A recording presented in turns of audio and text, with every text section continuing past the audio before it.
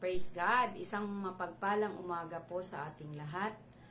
Narito na naman po tayo sa pag-aaral ng salita ng Diyos tuwing umaga.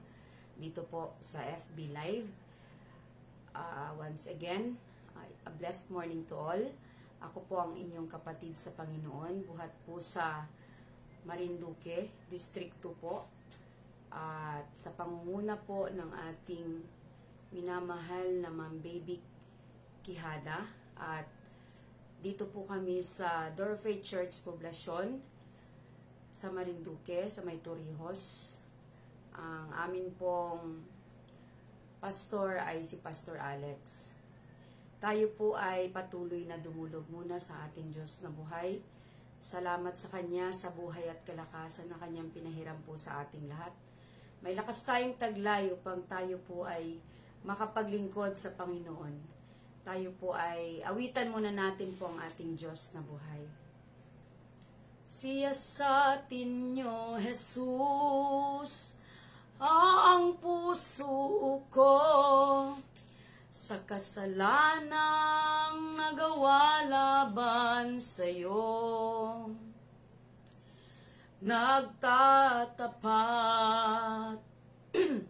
sumasamo, dumudulog sa harap ng banal yung trono. Minsan pa, pasiyasat tayo sa ating Panginoon.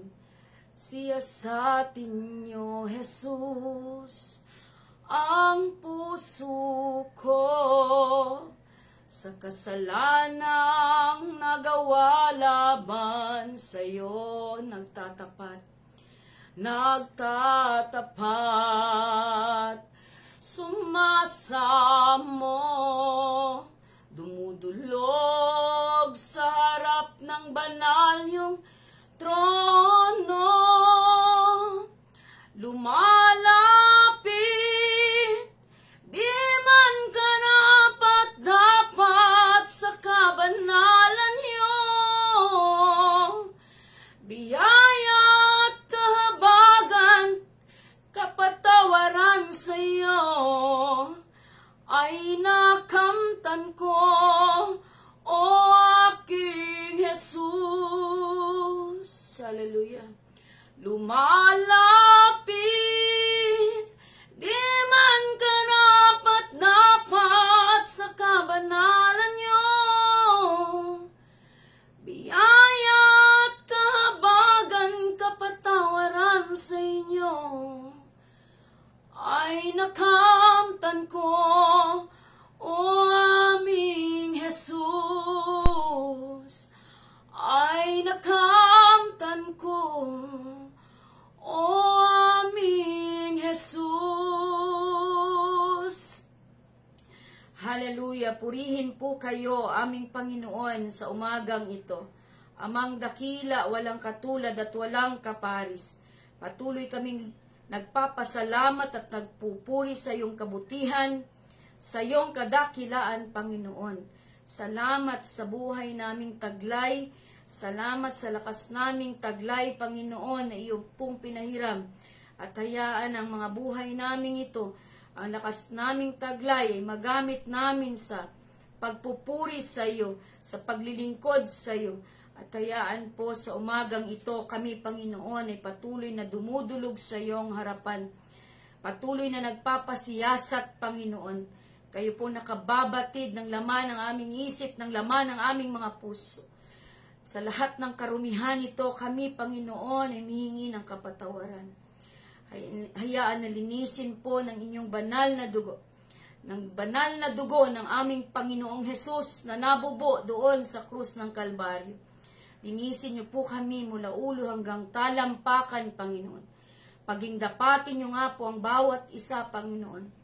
Sa umaga pong ito, hayaan na yung mga salita, Panginoon, sa tulong ng banal na Espiritu, ay maihayag ng may kalayaan at kapangyarihan.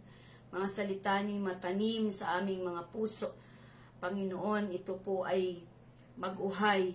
Ito, Panginoon, ay mamunga at maisapamuhay namin ang iyong mga salita upang mabigyan namin kayo ng kaluguran. Malugod po kayo sa amin na inyo pong itinuturing na mga anak. Salamat po sa iyo ang iyong pagsama, ang karunungang buhat sa inyo, ang aming hiling, Panginoon. Salamat sa iyong kabutihan, Panginoon, ang ginamin ng katagumpayan, Panginoon, ang lahat ng aming gagawin, Panginoon, na patuloy na maitaas ang dakilang pangalan ng aming Panginoong Hesus. Salamat po sa iyo, Panginoon. Purihin po kayo noon, ngayon, at magpakailanman. Amen at amen. Praise God. Isang muling mapagpalang umaga sa ating lahat. At nagagalak po ako na muli ko po kayong makadaupang palad. Tayo po ay darako na sa pag-aaral ng salita ng Panginoon. At ito po ay matutunghayan natin sa Hebreo chapter 12 verses 5 hanggang sa mga sumusunod. Again po, Hebreo 12 chapter 12 verse 5. Nalimutan na ba ninyo ang pangaral ng Diyos sa inyo bilang mga anak niya? Mga salitang nagpapalakas ng loob ninyo. Anak, huwag kang magwalang bahala kapag itinutuwid ka ng Panginoon. At huwag panghinaan ng loob kapag ikaw ay pinarurusahan niya. Sapagkat pinarurusahan ng Panginoon ang mga iniibig niya at pinapalo ang itinuturing niyang anak. Tiisin ninyo ang lahat bilang pagtutuwid ng isang ama, sapagkat ito'y nagpapakilalang tayo'y inaari ng Diyos na kanyang mga anak. Sinong anak ang hindi itinutuwid ng kanyang ama? Kung ang pagtutuwid na ginagawa sa lahat ng anak ay di gawin sa inyo, hindi kayo tunay na anak, excuse me, kundi mga anak sa labas. Tanging sa riyan, pinarurusahan tayo ng ating mga ama sa laman. At dahil dito'y, iginagalang natin sila. Hindi ba lalong nararapat na tayo pasakop sa Diyos na ating Ama sa Espiritu upang mabuhay tayo?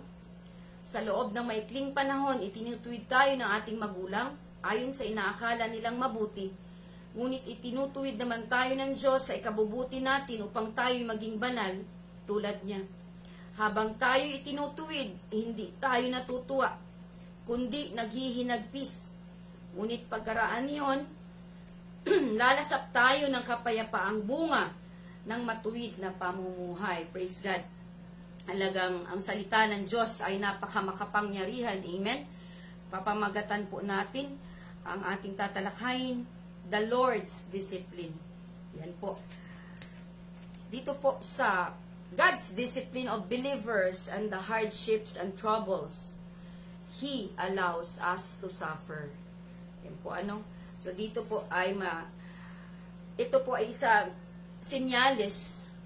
They are a sign that we are God's children. Pag tayo po ay dinidisiplina ng Panginoon, sapagkat itinuturing po tayong anak. Dito po matutunghayan natin sa verse 7 and 8. Tiisin ninyo ang lahat bilang pagtutuwid ng isang ama, sapagkat ito'y nagpapakilalang kayo'y inaari ng Diyos na kanyang mga anak. So nangangahulugan po na ang kanyang mga anak ay itinutuwid ng Panginoon. Dinidisiplina kapag po tayo ay naliligaw ng landas. At pasalamatan natin ang mga pagdidisiplinang ito ng Panginoon dahil itinuturing niya tayong mga anak. At napakalaking biyaya. Amen? Bagamat naiisip mo na napakahirap, ngunit pagkatapos po ng pagdidisiplina ng Panginoon, ang pagdidisiplina ng Panginoon ay punong-puno ng pagmamahal. Ito ay senyales na kaya tayo dinidisiplina ng Panginoon dahil itinuturing tayong anak. Nakalagay po dito sa 8. Itutuloy ko lang po. Tiisin ninyo ang lahat bilang pagtutuwid ng isang ama, sapagkat ito'y nagpapakilalang kayo inaari ng Diyos na kanyang mga anak. Sinong anak ang hindi itinutuwid ng kanyang ama? Kung ang pagtutuwid na ginagawa sa lahat ng anak ay di gawin sa inyo, hindi kayo tunay na anak, kundi mga anak sa labas. Kaya po pag tayo tinutuwid ng Panginoon, pasalamatan natin dahil tayo po ay mahal niya. Nais niyang ituwid ang ating mga landas dahil ayaw ng Diyos na tayo'y mapahamak. Maraming pagkakataon sa ating buhay na tayo po talaga ay itinutuwid ng Panginoon kasi marami tayong iniisip na tayo ay tama na, naayos na, ngunit isinisiwalat ng Panginoon ang mga bagay na hindi tumpak na nasa ating sistema. Amen? At ako po isa sa buhay na patutuon niyan. Ano po?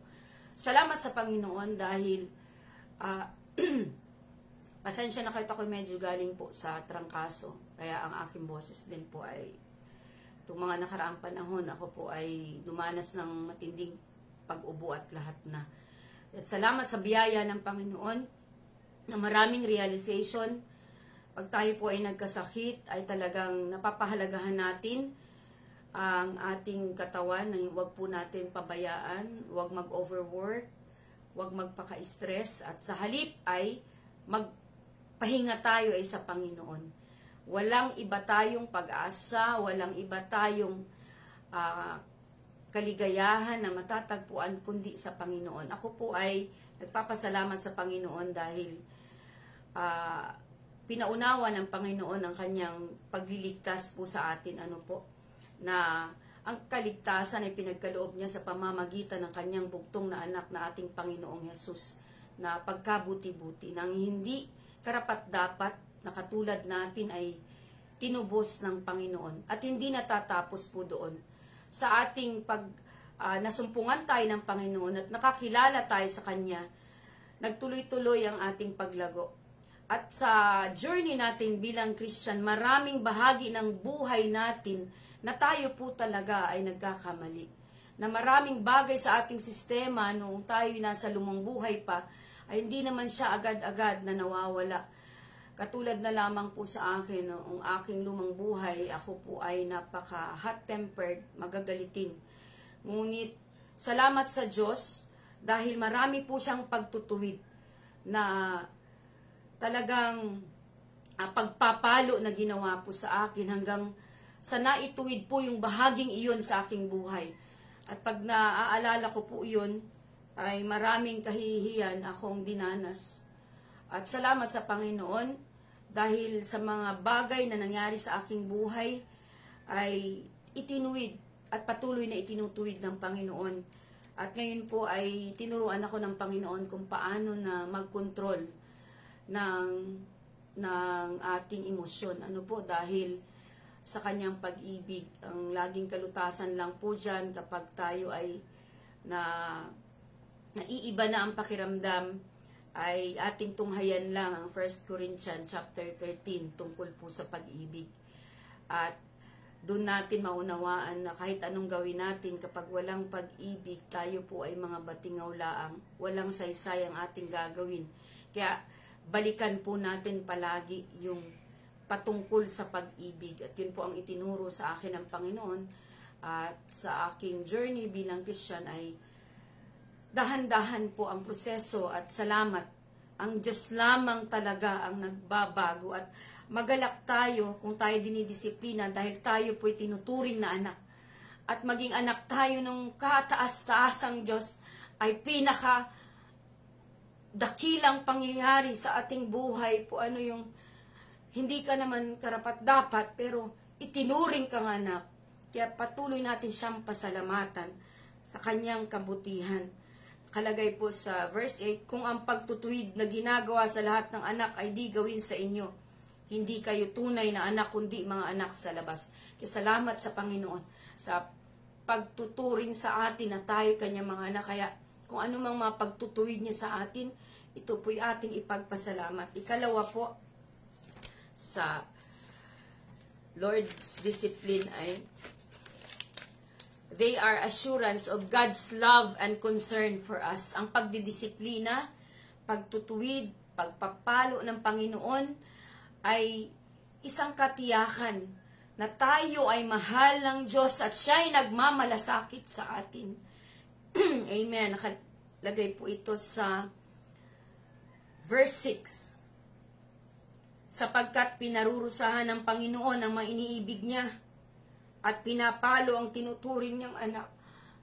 So, nung akin pong mabasa ito, talagang sabi ko, Panginoon, pagkadakita-kila ng iyong pag-ibig, hindi lamang na inialay mo po ang buhay ng iyong bugtong na anak at kami natubos sa aming mga kasalanan. At habang kami, Panginoon, ay nasa proseso, nandito pa sa mundong ito, naroon pa rin ang iyong pagmamalasakit, hindi nyo pinababayaan ang iyong mga anak. Kami, Panginoon, ay pinapalo ninyo dahil iniibig niya tayo. Kaya mawawala na po yung ating mga agam-agam kapag tayo'y dumaraan ng mga pagdidisiplina dahil pala ito sa pag-ibig, pag nagbubuhat pa rin sa kadakilaan at kabukhalan ng puso ng Panginoon na tayo'y kanyang iniibig. Kaya yung appreciation natin sa Panginoon na kapag tayo ay dinidisiplina dahil tayo po'y nagkamali, ganun pala ang kanyang pag-ibig na ayaw kanyang maligaw ng landas. Nais ng Panginoon na tahakin natin yung katwiran patungo sa kaharian ng Panginoon. At naroon po. Kaya pag dinidisiplina tayo ng Panginoon, pagpasalamat natin. Talagang mahal tayo ng Panginoon. Ayaw niya tayong mapahamak. Next po ay, the Lord's discipline has two purposes. May dalawa pong layunin ang pagdidisiplina ng ating Panginoon. A, that we might not be finally condemned with the world.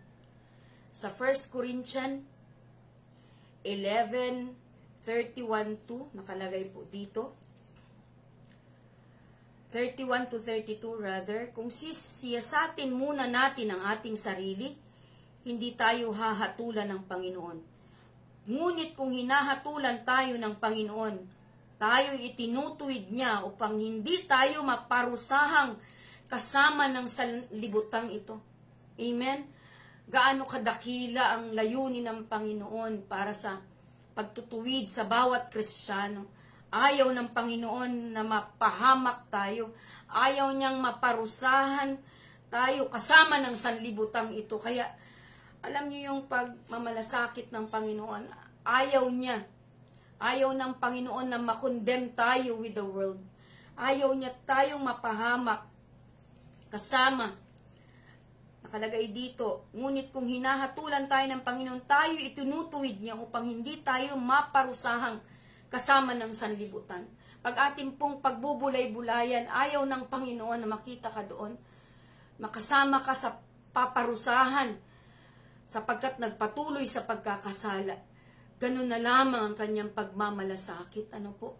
Nawa ay tumimo sa ating puso't isipan ang dakilang pag-ibig ng Panginoon sa bawat isa na nais niya talaga ang pagnanais ng Panginoon na tayo ay hindi maihiwalay dahil itinuring na tayong mga anak na pagkatapos ng lahat ng ito, ng ating mga dinaraanan sa daigdig na ito, ay may naghihintay na langit na bayan na naroon ang ating Panginoon.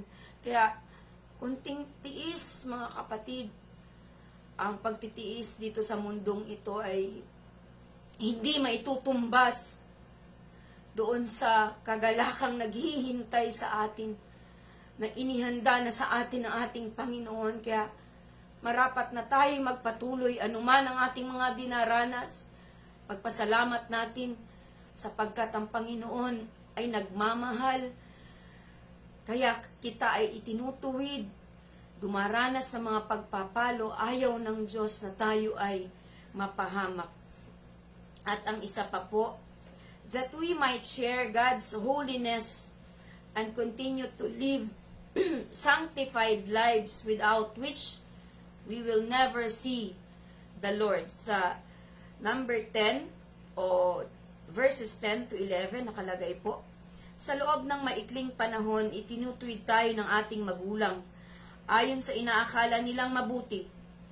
Tinutuwid tayo ng mga magulang natin dahil nais nila tayo mapabuti, pero hindi pa yun yung katulad sa Panginoon na kapag tinutuwid tayo, tiyak talagang para sa ating ikabubuti. Ngunit tinutuwid naman tayo ng Diyos sa ikabubuti natin upang tayo'y maging banal tulad niya. Ang kabanalan po ay hindi po siya pwedeng ihiwalay sa isang Kristiyano. Kaakibat nito talagang nais ng Panginoon na maging banal tulad niya. Dahil siya ang ating Panginoon, siya ang dapat nating tularan. Kung ang Panginoon natin ay banal, tayo ay mapapaging banal sa pamamagitan ng mga pagtutuwid, pagtutumpak sa atin ng ating Panginoon. Habang tayo'y itinutuwid, hindi tayo natutuwa, kundi naghihinagpis. Ngunit pagkaraan niyon, lalasap tayo ng kapayapaang bunga ng matuwid na pamumuhay. Napakasarap mga kapatid, na mamuhay tayo na talagang may kalinisan at may kabanalan. Dahil alam mo po yun, yung wala kang bagay na ikinakatakot. Kahit buksan ang cellphone mo, kahit buksan ang kung anumang bagay sa'yo, ay malinis na nakakaharap ka sa Panginoon. Ngunit kapag gumagawa ka ng kasalanan, napakaraming bagay na hindi mo magawa, hindi ka makalapit, minsan kinokondem ka ng kalaban o talagang kadalasan, dinideceive ka ng kalaban, hindi ka na makapagpatuloy, kaya nalulugmok tayo sa kasalanan dahil nga hindi natin pinakikinggan ng Panginoon. Ngunit kapag pinakinggan natin ang Panginoon, atin siyang sinunod, tayo ay nagpatuwid sa ating Diyos, natuto tayo sa mga pagpapalo, pagtutuwid at pagdidisiplina, ito naman po ang ating kakamtin. Kaya minsan, kapag hindi tayo nagsakripisyo, wala tayong malalasap talaga na kapayapaan. Halimbawa na lang sa kung saang lugar, mayroong mga kasiyahan, videoke dito, videoke doon, bumibigay tayo agad-agad. Lumayo na tayo sa pag-inom, pero pag tayo ay naaalok, umiinom tayo, o anumang ginagawa, nagpapadala tayo sa tukso. Kaya po walang kapayapaan. Pero kung tayo nagsasakripisyo na, hayaan na natin na magtiis tayo na hindi makisama sa paraan ng mundo ng pagsasaya, dahil ang mundo ngayon talagang katotohanan, walang taros sa pagsasaya. Ngunit tayo naman nakakilala sa Panginoon, humiwalay tayo sa ganung mga gawain. Doon tayo sa piling ng Diyos, tayo manalangin, magbasa ng Biblia, tahimik na pamumuhay, at ito pong ating kakamtin. Ngunit pagkaraan ng ating mga pagtitiis, pagkaraan ng mga bagay na iyon, lalasap tayo ng kapayapaang bunga ng matuwid na pamumuhay. At napakasarap noong nagsakripisyo ka, ikaw rin naman ang magbibinipisyo. Amen? Kapag lumayo ka sa kasamaan, malaya kang makalalapit sa Panginoon. Malaya kang makadudulog. Kaya nga, we reap what we sow.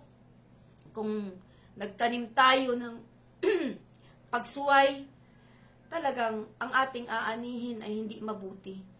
Ngunit kung sa ngayon ay tayo magpadisiplina, magpasalamat sa Panginoon na tinuturing tayong mga anak, tayo minamahal niya, habang tayo dinidisiplina, pagkatapos niyon, kapag tayo natuto, kapag tayo na ituwid ng Panginoon, kapag tayo lumakad sa katuwiran, punong-puno ng kapayapaan ang ating buhay.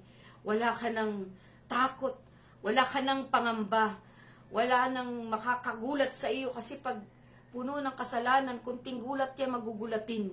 Ano po? Dahil ang daming inatago sa buhay. Pero hindi naman po ibig ko sabihin ay lahat po ng magugulatin ay makasalanan. Meron pong taong sadyang magugulatin. Pero kadalasan po sa may mga itinatagong mga lihim-lihim ay talagang hawak ang cellphone. Kapag pinasok ka sa kwarto mo ay talagang mabibitawan mo ang cellphone mo sa gulat mo dahil may ginagawa kang kasamaan. At batid kong lahat tayo halos pong dumana sa ganyan. Sa 14, sabi ng Panginoon, inuulit ko, that we might share God's holiness and continue to live sanctified lives, without which we will never see the Lord.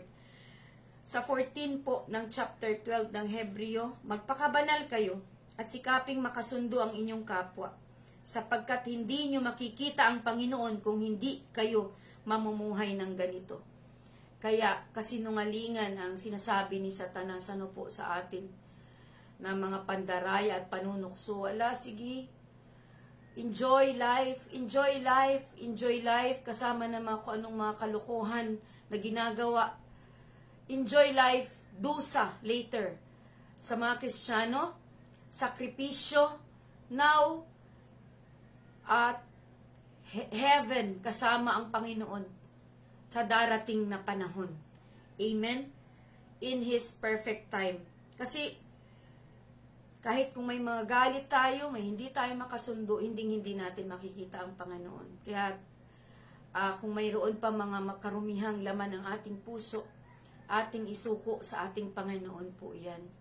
Sabihin natin sa ating Panginoon, marami pong laman ng pusong ito na itinatanim ang kalaban, na hindi natin talaga naman kahit anong gawin sa sarili natin. Kasi ang katotohanan, it is not really by might nor by power, but by the Spirit of the Lord. Ang Panginoon ang kayang magbago niyang laman ng ating puso. Kapag may karumihan, ito'y suko mo sa Panginoon. Magugulat ka na lamang sang araw na wala na dahil inalis ng Panginoon. Napakabuti ng ating Diyos na buhay. Wala siyang katulad at kaparis. Siya ay nagmamalasakit. Kaya ito pong Hebrew 12 5 hanggang sa mga sumusunod ay pagbulay-bulayan ninyo po. Napakadakila ng kanyang pagmamahal. Hindi natapos doon sa krus ng Kalbaryo, kundi sa ating pang-araw-araw na pamumuhay. Hindi niya tayo kinakalimutan. Hindi niya tayo pinababayaan. Makalimutan ka man ng iyong mga magulang, pero may Diyos. May tinuring tayong anak na siyang tunay nating Ama. Hindi. Kaya manatili ang ating pag-asa sa Panginoon. Siya ang ating maging top priority. At aanihin natin sa lahat ng aspeto ng ating buhay ang katagumpayan. Maging ito ay sa paghahanap buhay, maging ito ay sa pamilya, maging ito ay sa komunidad. Lahat ay katagumpayan kung tayo ay matututong sumunod sa ating Panginoon. At salamat sa Kanya sapagkat wala siyang kasing buti. Wala siyang kasing dakila. Ang Diyos ay tunay na nagmamalasakit. At walang iba mga kapatid, talagang tayong dapat tawagan. Panaligan ng totoong pananalig. Jesus is our Lord, our Savior. And in the end, sa lahat ng ating mga nagawa, siya ang ating dakilang hukom. Ngunit siya rin ang ating dakilang tagapagtanggol. Siya ang ating dakilang kalasag. Tayo po ay manalangin sa umagang ito. O Panginoon, salamat sa iyong kabutihan at sa iyong kadakilaan na pinabatid ninyo sa bawat isa na kami ay iyong tinuturing ng mga anak, Panginoon. Kaya dumaranas kami ng mga pagpapalot, pagdidisiplina. Sa sandaling kami, Panginoon, ay naliligaw ng landas. Ito ay dahil sa kadakilaan ng iyong pag-ibig na ayaw niyo kaming mapahamak, Panginoon. At kami, Panginoon, buhat sa kaibuturan ng aming mga puso. Nagpapasalamat kami sa iyong pagmamahal, sa iyong pagtuturing sa amin na kami, iyong mga anak, na bagamat kami ay hindi karapat-dapat. Purihin kayo, Panginoon. Napakadakila ninyo sa aming mga buhay. Talagang ang pagmamalasakit ninyo ay ganun na lamang. Dakila ang inyong pag-ibig, Panginoon. Sa mga karamdaman, you are our Jehovah Rapha, our great healer. Sa karamdaman naming pisikal, maging sa espiritual, kayo, Panginoon, ang great healer. Kayo ang gumagamot sa mga sugat namin, Panginoon. Hallelujah, salamat sa iyo Nakapinabatid ninyo ang iyong mga salita sa bawat isa. Panglalo namin kayo, Panginoon, purihin, sambahin sa Espiritu at katotohanan, dakilain, Panginoon, sa aming mga buhay, na kami magpapatuloy, Panginoon, sa paglilingkod. Dahil may Diyos na sa amin ay nagmamahal. At ang iyong pagmamahal ay hindi kayang sukatin, hindi kayang pigilin. Purihin kayo, Panginoon. Wala kayong katulad. Wala kayong kaparis. Kayo lamang ang aming pag-asa. At higit sa lahat, kayo ang aming buhay. Hallelujah. Salamat sa iyo, sa iyong kapatawaran, sa kalayaan na pinagkaloob nyo sa umagang ito, na marami kayong kinatagpo, Panginoon, at pinalaya, pinalakas na pananampalataya, dahil mabuti kayo, Panginoon. Wala kayong kasing buti, pinakamabuti kayo, Panginoon. Purihin po kayo, Panginoon. Dakilain kayo, Panginoon. Sambahin kayo, Panginoon. Hallelujah! Ito po ang aming samo at panalangin, Panginoon, sa makapangyarihang pangalan ng aming Panginoong Jesus. Amen at amen. Salamat po sa ating Panginoon at salamat po sa kanyang kabutihan. Magpatuloy po tayo sa ating paglilingkod at sa Diyos lamang po tayo talagang magtiwala. Hindi po tayo mabibigo. Purihin po ang Diyos na buhay. Hanggang sa muli, mga kapatid, sa pangalan ni Jesus, kung loloobin ng Panginoon na muli po tayo magkadaupang palad sa ganitong mga gawain, let His will be done. God bless po sa lahat. God bless po.